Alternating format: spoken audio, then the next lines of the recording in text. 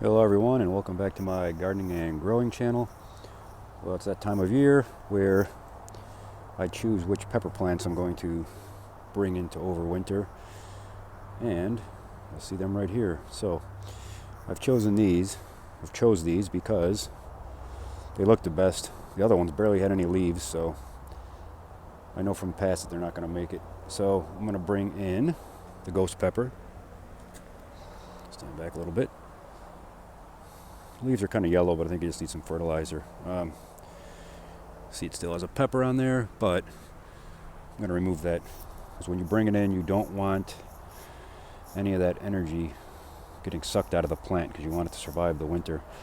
I'm going to bring in, this is the 7-pot Primo. It's a yellow pepper. It's very hot, super hot, of course. And they're all kind of yellow like that. But it does have some new growth and stuff here. It actually has flowers on it too, which I think I'll probably remove those too. Like I said, you don't want any energy getting taken away from the plant. You see there's a petunia growing in there. I'm going to leave it because I don't like to kill things. Here's some clover. It's got to come out. I'm going to also take in the MOA Scotch Bonnet, and this is the one I overwintered last year, and this one actually looks the best if you look at it. It's got the most leaves. It's still got fruit on it, which I'm going to have to remove because they're not going to ripen, and then again it will take energy away from the plant. And the fish pepper, which looks very sad. This is the one I dug out from the community garden, and it looks all droopy and sad, and I don't know why. Maybe it's too wet. I guess we'll see. I'll remove that fruit on there too. Now, what you want to do before you bring them in is make sure you inspect the leaves, see if there's anything on there, bugs or anything.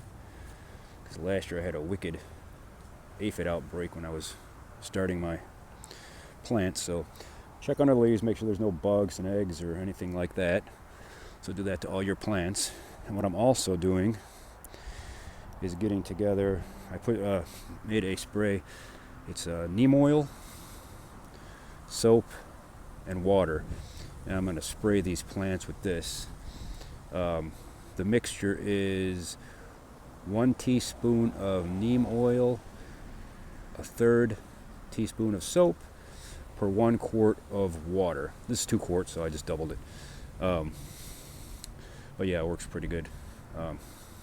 So I'll show you how I'm going to spray them. Okay, so now I pumped it up, so make sure you spray underneath the leaves good. That's what I always do. I should have removed that fruit, but I didn't. Under, on top, get them real good. Just get them real good. Soak it, and I like to soak the soil too, just in case. I think there's a baby pepper growing in there. So yeah, I like to soak the soil too. So wet it down really well, stems, everything. Then you can let it dry. I'm gonna let it dry before I bring it in. I'll put them back in the garage for the night. But yeah, so that's kind of what I do, because you don't want those pests in the house. They're a real pain, that's for sure. Anyway, I wanted to show you. Oh, let me show you my pepper harvest from all the plants. It's the last harvest of anything for this year, so not a bad little harvest. A whole bunch of ghost peppers in here. I think, yeah, this is the 7-pot Primo. It's that one. It's got that tail on it. And these are chocolate habaneros. So I got a bunch of those. Show you one more thing. This is my ginger. Look how massive it is. It's really big. It's pretty awesome. Step back. Alright, that's it for now. Thanks for watching. Please like and subscribe, and I will see you in my next video.